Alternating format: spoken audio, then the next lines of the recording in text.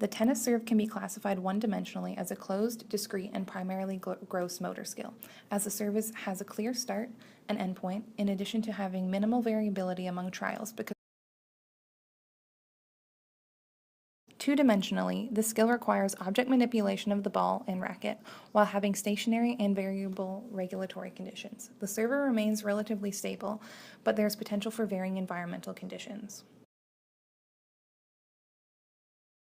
The 5 key elements of the tennis serve are the stance, ball toss, backswing, ball contact, and the follow-through, as identified by Kovacs and Ellenbecker, 2011.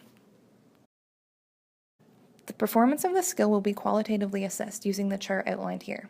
Feedback will be provided in relation to the qualitative scores, primarily when the performer needs improvement. This will limit the performer's reliance on feedback. Quantitative analysis of the serve will be assessed on the number of successful serves to make it over the net. This will be administered as a post and pre-test.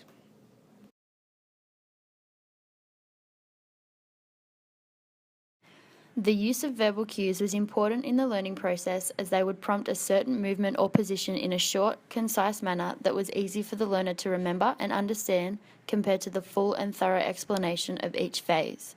The cues used had a meaningful image or association attached to them in order for the participant to quickly connect the word or phrase to the action or movement they needed to perform. The cues we used were fingertips, to ensure the participant wouldn't grip the ball too tight. Trophy position, to transition the participant from the ball toss phase to the ball contact phase appropriately.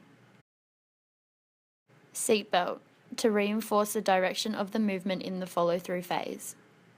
The use of memory consideration was important in adding meaning and relevance to the phases of the tennis serve specific to the participant.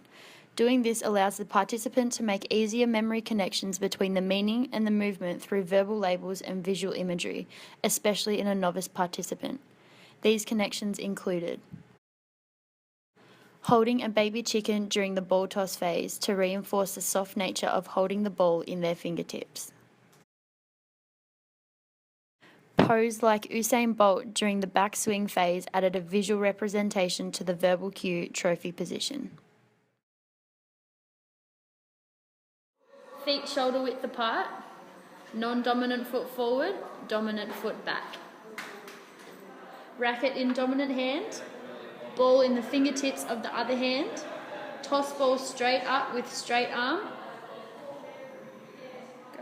Keep toss arm up into trophy position, scratch your back with the racket.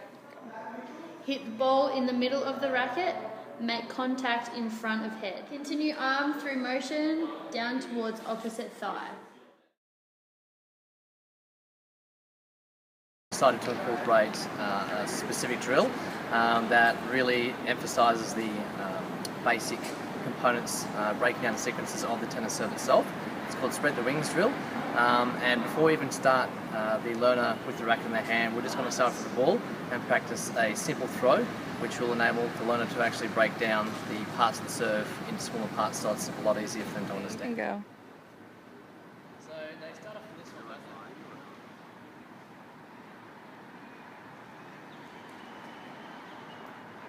they? Ready, and go.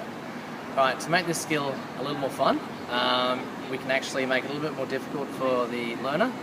We can move progressively back, so a metre at a time, and when they're throwing it across the court over the net, you can actually say aim for that service box on the left or the right hand side, and we move further and further away until they actually start to miss the throw. Okay, so for the ball toss, we want to be standing with feet about shoulder width apart, diagonal from the baseline on the back of the tennis court. We're going to use this target in front of us.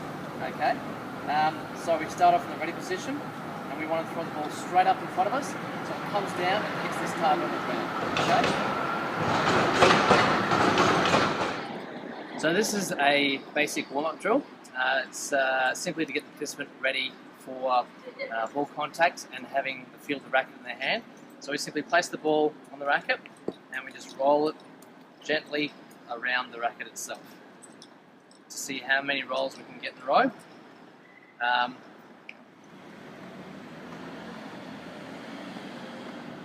So this is another drill that the learner can actually demonstrate the the control of the racket and the ball, simply like this. So now, as we near completion of the training program, we're now going to demonstrate how the sequences come together for the whole tennis serve action.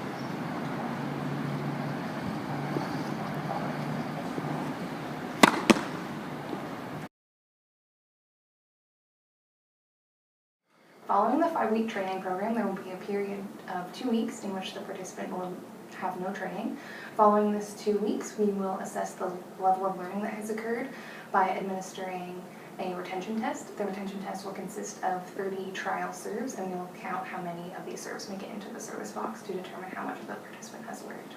Following the 5 weeks of training, a transfer test will also be administered.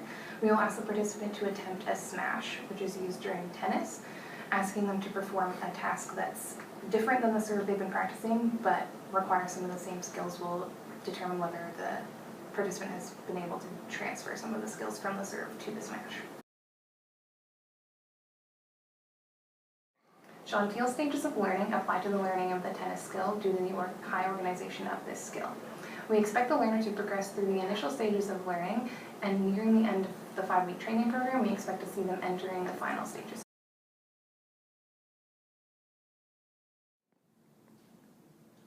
Early in practice, it is important not to overload the learner with information. Therefore, segmenting some aspects of the skill will reduce the complexity in the initial stages of learning.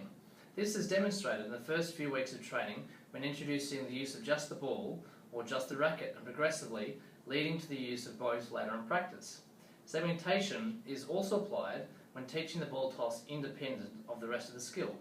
However, due to the high organisation of the skill, the motion of the entire serve will be taught in whole practice. This is crucial for promoting fluidity and coordination of the movement and discouraging disjointed movement patterns.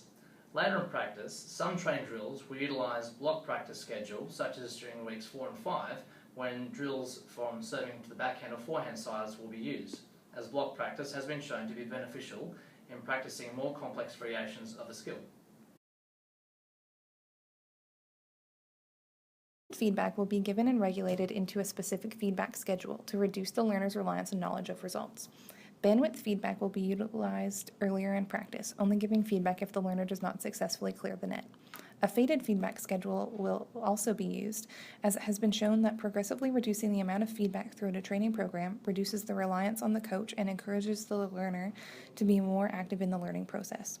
The guidance hypothesis will be considered, and the learner will be encouraged to reflect on their performance and make adjustments without coach input.